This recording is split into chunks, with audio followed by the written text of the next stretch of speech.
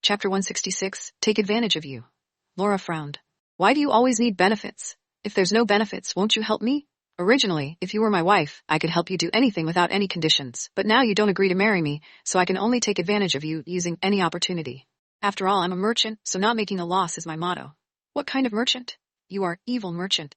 She curled her lips. William Walton was not angry, and laughed. So, I, as an evil merchant, if I can help you push this matter away, what benefits will I get? Then tell me, what do you want? I'll tell you when we get upstairs. He looked at her and smiled slyly. When she saw his smile, she felt from the depths of her heart that this fellow didn't have any good intentions. After eating, William Walton received a call from Daniel, so he went back to busy himself. She returned to her room to take a bath and read. At 9 o'clock, William Walton returned. As usual, she was reading on the bed. When she saw him return, she sat up and said, "You came at the right time. I have a question to ask you." William Walton walked over, sat down beside her, and read the question on her book. He didn't try to solve it. Instead, he just gave her a brief explanation of the problem. The Laura was also smart, and she got the point. He watched from the side as she quickly solved the question. She looked at him in admiration. "You're really awesome." He curled his lips. "Sure." "Oh, right. I heard that you are going to our school to be a special lecturer." William Walton frowned. "Who told you that?" Seeing his expression, Laura was puzzled. "Isn't that so? The headmaster's daughter told me." William Walton's face showed displeasure. He had specifically told Peter Burke to keep this a secret, but Peter Burke's daughter was really a talkative girl. "That's true. Why haven't I heard you mention it before?" "I originally wanted to give you a pleasant surprise, but it was ruined. This woman is truly annoying." She was speechless. Was this really a pleasant surprise and not a shock? "I heard that he is waiting for you to confirm the time. When do you plan on going over?" "From this week onwards, I hold an hour of public lessons every Friday afternoon." She was surprised. "A class per week? Otherwise, do you think I have the time to play with those kids every day? If you don't like it, why did you take it?"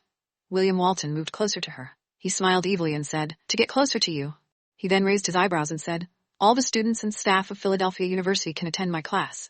So when the time comes, you must remember to be there." She was speechless. She replied, "I'm not going." William Walton indistinctly approached her.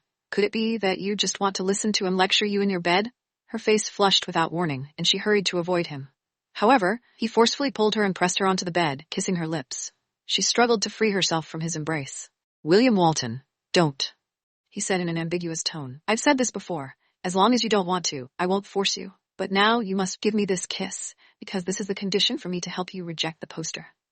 He pressed down on her again and kissed her. After a moment, she suddenly reacted and forcefully pushed him away. She sat up, grabbed her clothes, and glared at him. "William Walton, you liar." He had clearly said that he only kissed her, but his hand, he touched her. "Huh?" She clutched the clothes in front of him tightly and blushed. She felt angry and a little shy at the same time. This was the first time in her life that she was touched by a man when she was awake. Judy had done this before, but the feeling was totally different. Just now, she had felt that moment of numbness. How strange. William Walton looked at her, grinned, and whispered into her ear. "Laura, did you feel something just now?"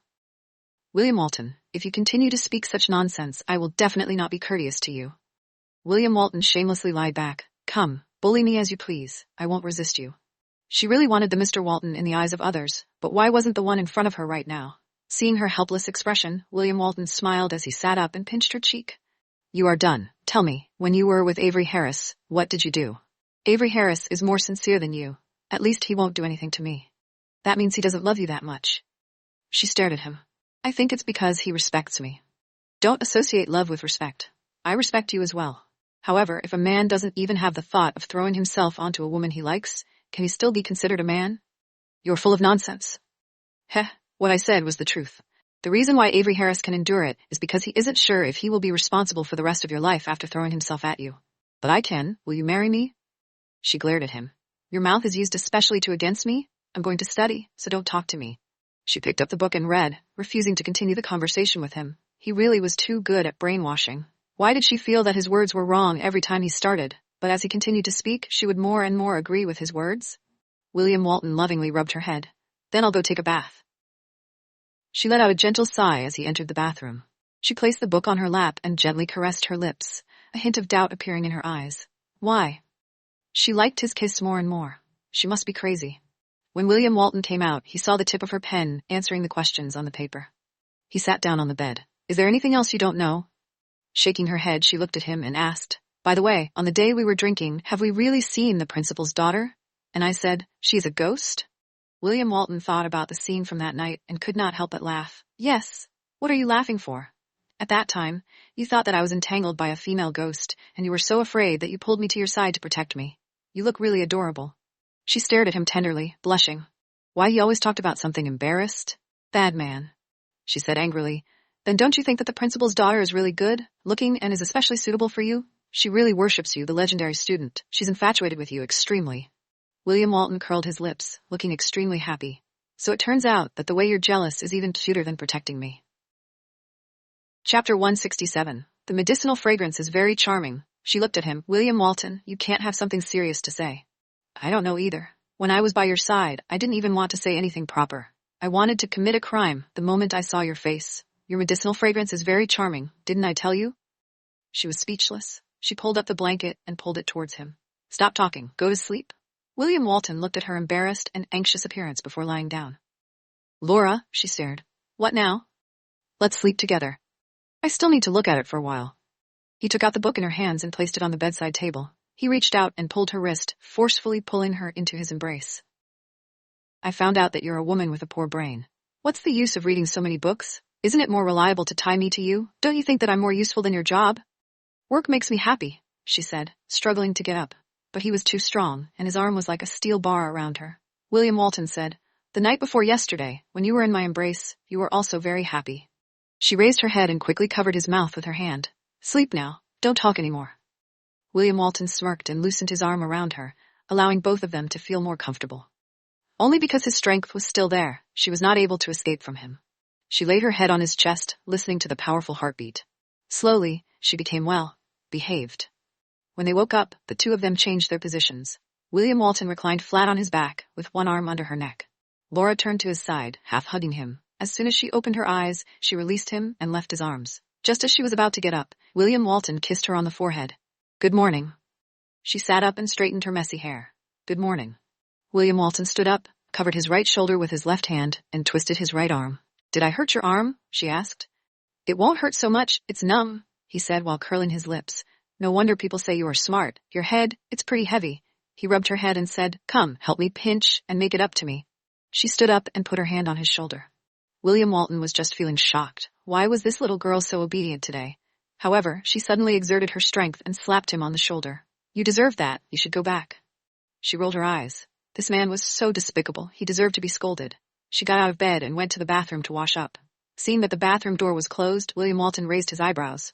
Ah, look, his wife is really different from others. She's so likable. In the morning, when she came to school, she was pointed out by the students all the way. Rumors always spread especially quickly. She knew why. She ignored them and walked on her own path, with her head held high and her chest puffed out. She didn't do anything wrong, so why should she feel guilty? Upon entering the office, Sabrina asked with a face full of gossip. Miss Green, you came. Yesterday, you went to the principal's office, and you are selected as the student representative. She shook her head with a smile. How is that possible? I've already graduated. How could I become the student representative? Gary stood at the side and said in a neutral tone, Miss Green, you are really dishonest. Such a joyous event is already known by everyone. As your colleague from the same office, why would you hide it from us? Although there was no need to explain, but since they were in the same office, Laura was also unwilling to make things awkward. I really haven't received any notice about this. Sabrina asked curiously. Ah, what is the principal looking for you for? Because our class has chosen a male student to represent us. The principal asked me to persuade him. Sabrina suddenly realized. Are you talking about Benjamin Walton? Yeah. Gary looked at her, his eyes squinting. Then how can there be such rumors in school? Laura, I realize that you are truly unlucky. You will always be attacked. She smiled coldly. Who knows? Sabrina said. There's a lot of trouble when you become popular. I'm afraid that if the female representative is not chosen, you won't be able to live peacefully in one day. The rumors outside are terrible. Laura shrugged her shoulders. The words of the people are fearsome. Rumors can be stopped by the wise. Whatever they like to say, what they think or discuss, it's their freedom. Just let them be. I can't tell. You're still young, but you're quite open-minded. You can't just die because of this small setback, she said as she picked up the documents from the table and got up. I'll go to the administration office. You guys can get busy first. After she left, Sabrina looked at Gary and said, What kind of tone did you have just now? That makes people feel embarrassed. What happened to my tone? Gary raised his eyebrows. Can't I ask about the things that others are talking about? But your tone is bad. Sabrina, stop talking so much. You were the one who was the most fiercely discussing about the Miss Green previously.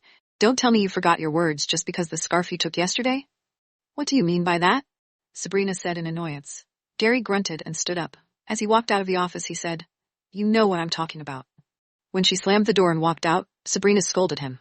You're crazy, you're jealous, and you're still talking about others. Around noon, the school announced the names of the teachers and students who had participated in the filming of the flyer.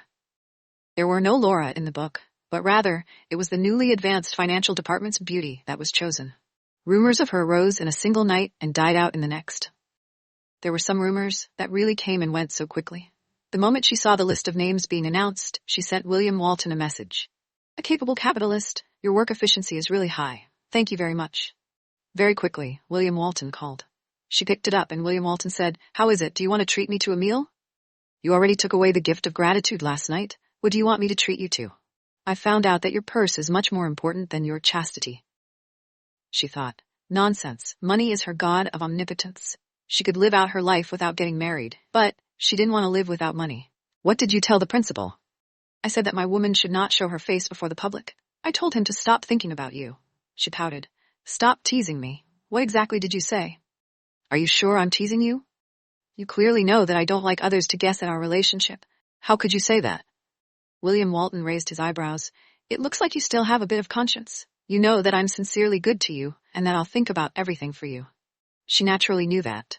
After all, in this world, there weren't many people who truly treated her well.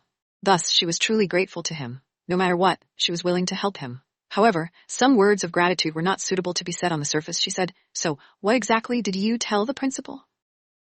Chapter 168, Natural Magnet, Mr. Walton. I got Daniel to investigate who the new school beauty is and got your principal to give her a strong recommendation. She raised her eyebrows and asked, What did our principal say? Nothing. He agreed very quickly and didn't mention your matter at all. This time, he should feel very sorry for you. After all, he has changed his mind when he agreed to your request. Laura chuckled. Just as she was about to say something, there was an interlude on her phone. She took a glance and quickly said, I won't be talking to you for now. The principal has called. He probably wants to tell me about this matter. Then answer it. We'll talk later tonight. Okay. She hung up William Walton's phone and directly picked up the principal's phone. Hello, Principal Burke? Laura, did you see today's notification? You're talking about the school brochure. That's right. Principal Burke nodded his head. How should I explain this matter? Originally, I thought highly of you, but just now, Mr. Walton gave me a call. When he heard about this, he recommended that girl to me. I thought, I can't let him down, so I agreed. So look at this. She raised her eyebrows. When he was making things difficult for her, he was more enthusiastic than anyone else. Now that he wanted to destroy the bridge after crossing the river, she couldn't be bullied for nothing. She sighed. I was secretly happy for a long time after I finished talking to Benjamin yesterday, so I wanted to find a photographer to shoot a group of photos. Today, my dream has been shattered. Well, there's nothing I can do about it. You know, we can't afford to offend Mr. Walton for investing so much money into the school, can we? This matter was a mistake on my part. Just give in once. Is that okay? She smiled. Since he said that, she might as well stop. Since the principal has already said so, I must give priority to the interests of the school.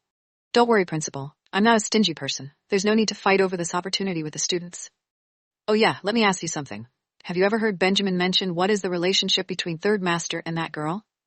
She was speechless. His imagination was so good. No. That's strange. If they were unrelated to each other, why would Mr. Walton recommend her? Could it be that she is Mr. Walton's? Principal Burke. The tone in her voice didn't sound too good. Mr. Walton is a very upright person. It's better if you don't speak carelessly. Principal, I still have things to do, so I'll be hanging up first. It was no wonder William Walton said that this Peter Burke was an exquisite person who was very good at seeing the right and wrong. William Walton had recommended a girl, so he immediately asked about the relationship between the two of them. What was William Walton's relationship with other women? What did it have to do with him? Peter Burke was naturally unhappy that he was hung up by a little counselor. If not for Benjamin's sake, he definitely wouldn't forgive this woman. She was afraid of nothing. At noon, Laura went to the cafeteria to eat with Mia and Sabrina. Sabrina, who always had a lot of gossips, mysteriously said, I have some super big news for you.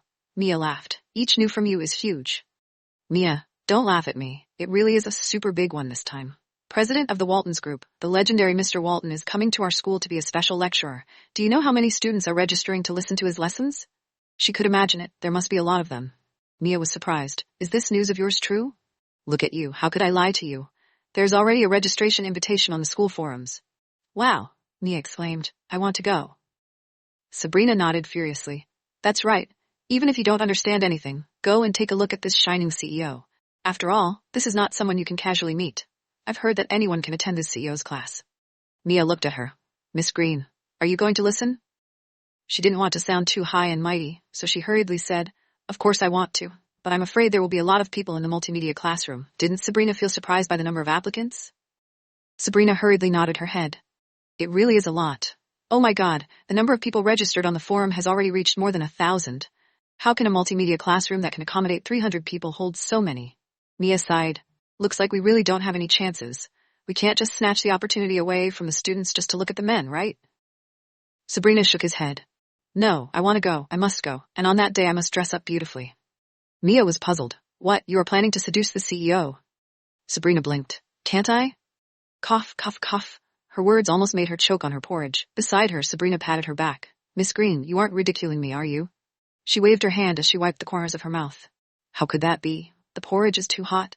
Mia laughed. At that time there will be a lot of people. Unless you dress up as a flower fairy, I am afraid the CEO will not be able to see you from such a large number of people. After all, there aren't many opportunities, and we have to make the best use of them. Who knows, maybe the CEO and I are fated to be together. After all, there are so many universities in our city, and he didn't go anywhere, but chose our school instead. Mia laughed. According to what you have said, all the single male and female students in the whole school are fated to be with him. Sabrina was speechless. Mia, cannot splash some cold water on me. Oh yeah, stop daydreaming. Let me ask you a question. What happened between you and Gary? Are you in a difficult situation? Sabrina curled her lips. I am a little unhappy, but this isn't the first time either of us have done this. We'll be fine in a few days. She took out her phone to see that it was Earl calling. With a smile on her face, she got up. I'm full, you two eat slowly. I'll go pick up a call. She carried her bag and jogged out of the restaurant. Sabrina turned her head and looked at the affectionate-looking girl who was running far away. What's going on? Does Miss Green already have a boyfriend? As Sabrina said this, Mia remembered the kiss scar on her neck that morning. She shrugged and smiled. I'm not too sure, I've never heard of it. She walked to the entrance of the restaurant and picked up her phone. Brother Earl. Laura, are you busy? No, I'm having lunch. What about you? Are you busy? I'm not busy either, I just finished eating. I told my parents that I met you, and they both strongly begged me to take you home for dinner. Do you have time tonight? Chapter 169. Someone with a boyfriend. I have time at night, but if I were to go, wouldn't it be too much of a bother for Uncle and Aunt? Earl laughed. That won't happen. My mom is curious about what you'll become like when you grow up. After all, she hasn't seen you in too many years. Laura pursed her lips and smiled. Then, Brother Earl, I'll see you tonight. Sure, I'll send you my new address later. Okay. After hanging up, she smiled warmly. In the afternoon, when she was about to get off work, she sent a message to the driver and told him not to come pick her up. She had an appointment. After that, she made a call to William Walton. She knew that if he didn't come, he would definitely report it to William. Instead of waiting for him to find out and stop her, it was better for her to take the initiative. The call connected and she said, William Walton, I won't go back for dinner tonight. I'm going to Earl's family, and after Earl's mother heard that we met each other, she invited me to her house for dinner. William Walton was not in a good mood. It was that Earl again. How long? I'll be back soon. William Walton did not say anything, and Laura said, Then I'll hang up first. Wait a moment. Is there anything else? Get my driver to send you over. No need, I can do it myself. Otherwise, don't go, William Walton said in a cold voice. Perhaps you trust the other party, but to me, anyone who comes close to you is not safe. If he goes with you, I would know where you are. And I can find you if something happened. Upon hearing his words, Laura felt warm, and she nodded. All right, I understand. After hanging up, she sent a message to the driver. Could I trouble you to come over and send me to an aunt's house for dinner? After work in the afternoon, she let Mike take her to the supermarket first. She bought a lot of healthcare products and food. When they arrived at Earl's family and saw their uncle and aunt, whom they had not seen for 11 years, everyone became a little excited. Laura, I really didn't expect that the shriveled little girl from back then would be so pretty. So pretty. You, even prettier than your mother. Laura was embarrassed. She said with a smile. Auntie, you and Uncle are the best. You two are still the same as before when I was young. I've heard from your Earl about your mother. All these years, we didn't even know that you were alone, and didn't really help much. Thinking back to how your mother had helped us in such a way at that time, I really feel a little sorry for her. Auntie, please don't say it like that. I'm already an adult, so I have the ability to take care of myself, she said with a gentle and comforting smile. I think my mother probably thought that I had grown up, and that was why she let me go. Uncle and Earl came out from the kitchen and said, Laura, come over quickly. Let's chat while we eat. She and Earl's mother arrived at the table and looked at the dishes on it. She could not help but exclaim, Wow, Uncle, I did not expect you to be so amazing. Come, sit down, let's have a taste of Uncle's skills. Just as the four of them sat down, the doorbell rang. Earl stood up and walked towards the door. At this time, who would come over? Her heart tensed up. Oh no, could it be that William Walton had found her? She looked nervously at the door. Earl opened the door, and when he saw the person outside, he was somewhat surprised. Why did you come here? Are you really at home? I asked you to go to the movies. Since you said that you don't have time, I want to see what a busy person like you is really busy with. Where's Uncle and Auntie? Are they home? It was a woman who spoke at the door. Earl moved to the side, and the woman outside the door familiarly changed her shoes. When she turned around and saw that there was still a beauty on the table, she frowned. There's a guest. Earl's mother placed the fork on the table lightly, looking a little unhappy. She hurriedly put down her fork. Earl came to the table together with the woman and said, Laura, let me introduce you. This is my girlfriend, Fiona. Fiona, this is Laura, an old neighbor of my family. She stood up and nodded to her. Hello, Sister Fiona. Fiona sized up her beautiful face. She pouted and said, Hello, but you shouldn't call me sis. Am I older than you? Earl's mother was displeased. It is obvious you're older than her. Do you even need to ask? Fiona pouted and said unhappily, Uncle, Auntie, I didn't come at the right time, did I? Earl's mother looked at her. You didn't trust my son, so you came to look at him? I didn't mean that. I meant. Fiona heaved a sigh of relief. I am just here to visit you all. Earl looked at his father, stood up and said, Just nice, we are about to eat. Fiona, sit down and eat together. As he spoke, he got up and went back to the kitchen to get more utensils. Fiona sat beside Earl and leaned towards him. She had been sizing up Laura when she slowly sat down, feeling somewhat awkward. Seeing her gaze, Earl's mother said unhappily, Fiona, why are you always staring at her like that? Fiona pursed her lips and smiled. I just think that she is really pretty, she said as she looked at Earl. Earl, why didn't you tell me you had such a good-looking girl by your side? Inwardly, she felt that Fiona's words did not sound right. Earl frowned. I haven't seen Laura in 11 years. We just met a few days ago at the mall. It's been 11 years since you last met, and you can recognize her in one glance? You sure are amazing. There are only a few people at the entrance of the cinema when I go out with you, and you need to take more time to see me. She pouted. Earl frowned and looked at her. Uncle came out and gave the fork to Fiona. Originally, she could have ended the topic by taking advantage of this time, but instead, Fiona was a little angry in her heart. After all, her boyfriend abandoned her and went to eat with another woman. It would be weird for her to be happy. Earl, reuniting with such a beautiful girl, do you regret to be with me first? Earl's mother was displeased. Fiona, in front of the guest I invited here, do you think it's appropriate to talk about this? Fiona pursed her lips, looked at the Laura, and said, Miss Green, I'm sorry, but don't mind me. I like to joke around. She could tell that Earl's girlfriend was jealous. She laughed. It's fine. I don't mind. Earl and I are just old neighbors who haven't seen each other for many years. It's not like we've done anything to let you down. Besides, I have a boyfriend. Chapter 170. I'm not afraid at all. Heard that? Her aunt looked at her. Ouch, from the beginning, I seem to be caught in the past memories, completely forget that you have grown up, and come to the age of looking for a boyfriend. Quickly talk to me. What does your boyfriend do? Where does he work? Does he treat you well? He is working in the Waltons group, and he is especially nice to me. Waltons group? Earl's mother was shocked. That's one of the top companies in our city. Your boyfriend seems to be pretty good. She pursed her lips and said, Not bad. Opposite of them, Fiona raised her eyebrows and said, What a coincidence. I have a friend who also works in Walton's group. Which department is your boyfriend from? Maybe he knows him. Earl looked at her and furrowed his brows. Why is your friend everywhere? I always like to make friends, you know. Earl was a little helpless. His girlfriend was really too excessive today. She should feel embarrassed for being asked such a question. She pursed her lips.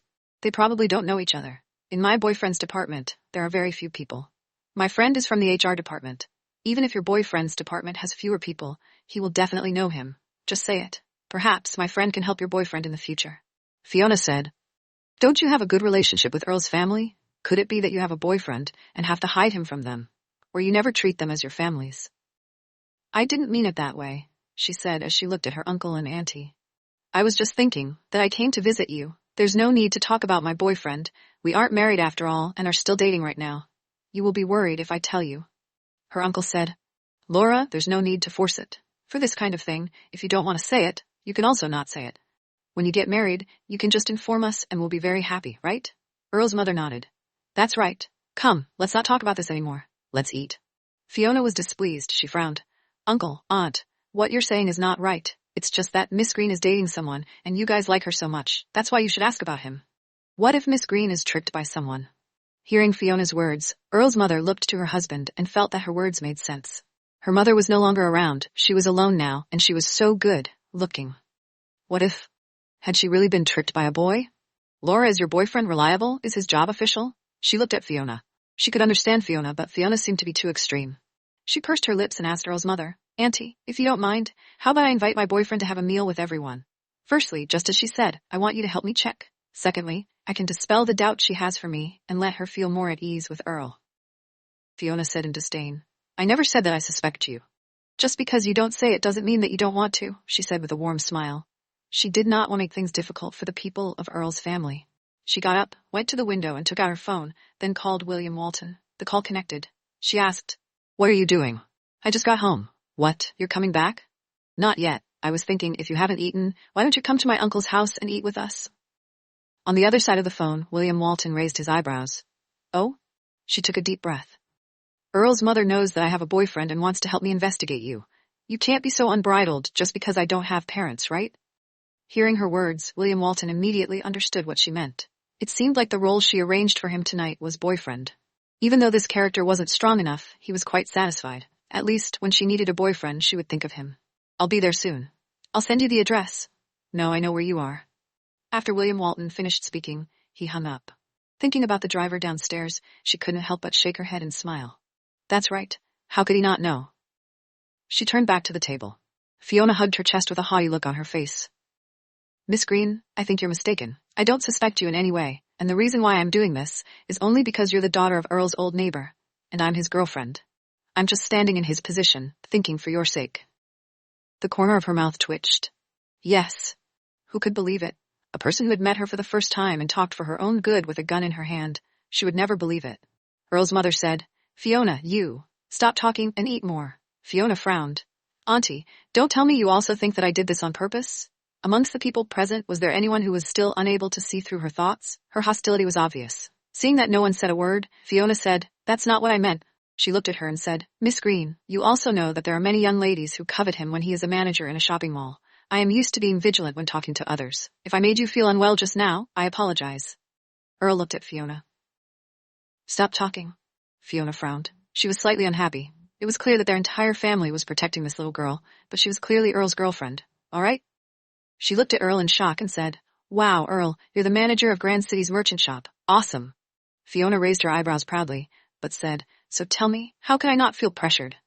Laura pursed her lips and smiled. Sister Fiona, I think you worry too much. Men can't be tied to your body forever by controlling him. A man who loves you will not cheat you, and a man who doesn't love you can't be controlled by you. Earl's mother said unhappily, That's right. What kind of man do you think my son is? Fiona's face carried a faint look of disdain. Miss Green, you don't know my problem. If there comes a day when your boyfriend becomes so outstanding, you will understand my worry now. She pursed her lips and smiled, but didn't say anything. But in her heart, she felt that it was pitiful that Earl found such a girlfriend. The doorbell rang again. Earl stood up and was about to open the door, but Laura quickly stood up. I'll go. She trotted to the door and opened it. The moment she saw William Walton outside the door, a beautiful smile rose on her face. Her savior had arrived.